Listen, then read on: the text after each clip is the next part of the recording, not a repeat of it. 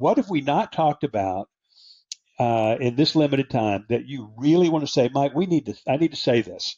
I really want the listeners to hear this, my readers to understand this from the book. Yeah.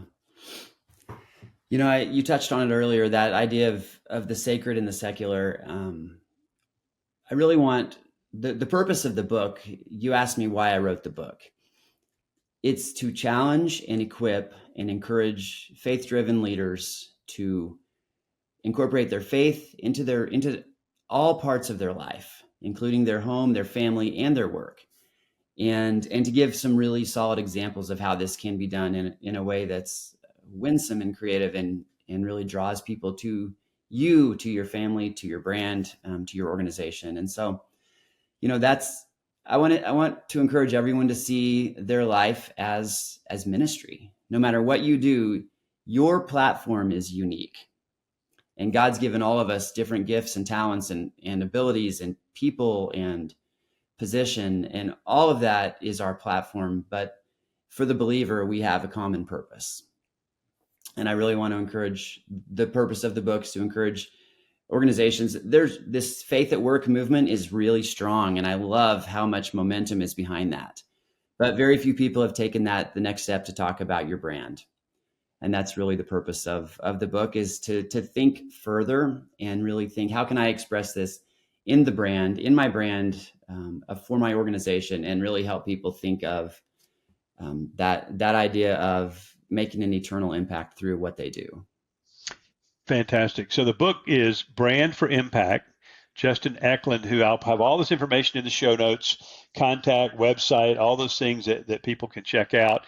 Justin, thanks so much for being with us. I knew when we talked the first time, we both kind of felt that way. It's like, this is going to be a good conversation, and hopefully it'll be the first of many, and look forward to work out. I'm sure we'll bump into each other in the Faith and Works world. But guys, buy the book, read the book, go to the website, learn what's going on. Some of you may need to be thinking about engaging Justin and his company as guides for you in your impact journey. Others may choose to do it by just following the book, but don't miss the message that we just summed up for us, right? It's brand for impact, not just brand, right? It's impact. What impact do you want to have, and how could good branding for faith-driven business people, kingdom business people, how can you have more impact by being more thoughtful and deliberate about your branding?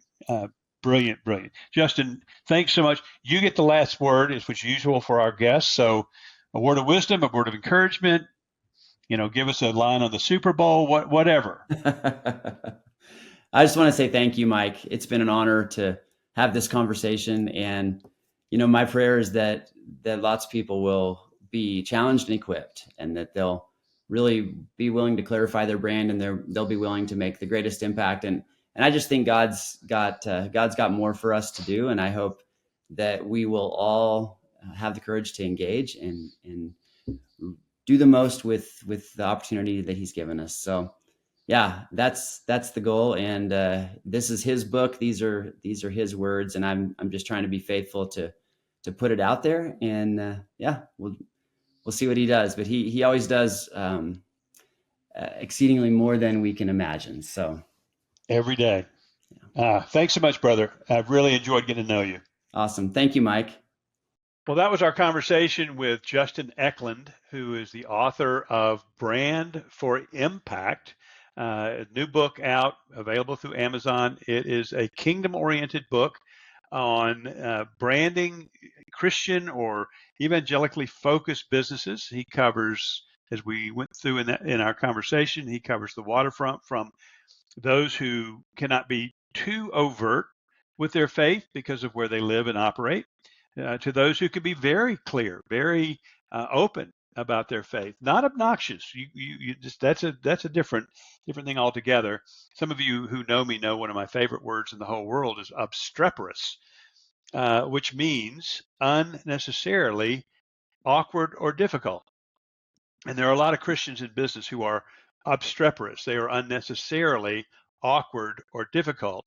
That's not at all what Justin talks about in his book, Brand for Impact. He's talking about how to brand effectively, how to market effectively in a way that impacts the world for Christ, not in a way that makes you out to be some super Christian. So I love our conversation. We talked about sort of the spectrum of coward on the one hand and courageous on the other.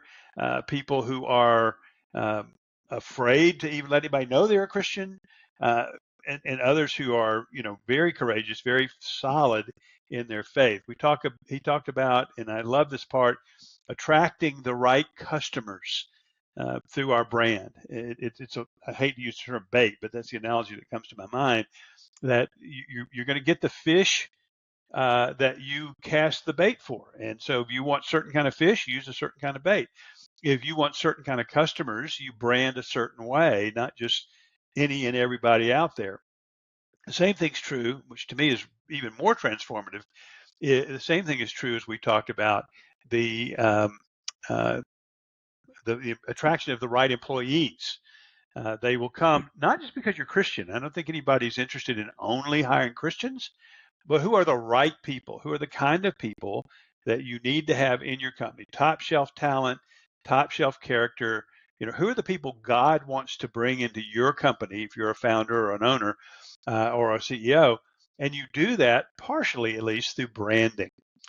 He also talked about this beautiful, very practical tool at the second half of the book. He's now renamed the Impact Journey. It was called Lean Marketing Plan, but it's the Impact Journey where you take some thought, deep thought, and definition, and move on into an execution plan to get your message to the marketplace. And again, I think the book is worth the price of admission just for that.